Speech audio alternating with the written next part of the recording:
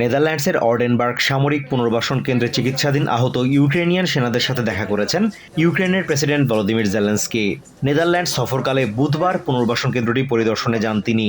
এ সময় রাশিয়ার বিরুদ্ধে যুদ্ধে আহত ইউক্রেনিয়ান সেনাদের সুচিকিৎসা নিশ্চিত করায় কেন্দ্রের কর্মী ও ডাচ কর্তৃপক্ষকে ধন্যবাদ জানান তিনি।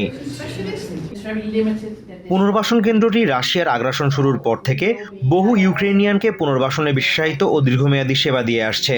এগুলোর মধ্যে কৃত্রিম অঙ্গ সংযোজন এবং আহতদের স্বাভাবিক জীবনে ফেরাতে মানসিক ও শারীরিক থেরাপি বিশেষভাবে উল্লেখযোগ্য।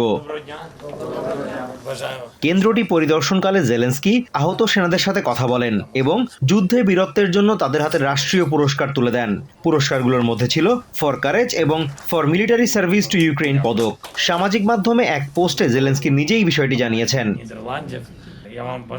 এ সময় জেলেনস্কি সেনাদের সাহস ও দৃঢ়তার প্রশংসা করেন এবং তাদের দ্রুত সুস্থতা কামনা করেন। আপনাদের সেবার জন্য আমরা কৃতজ্ঞ।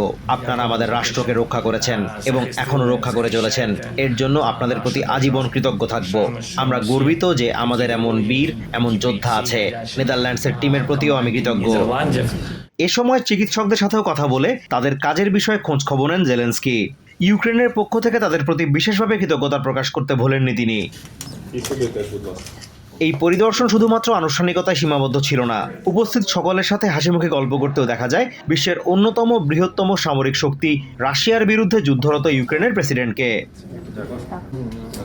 Azimur Rashid Kanak, TVN24 news desk.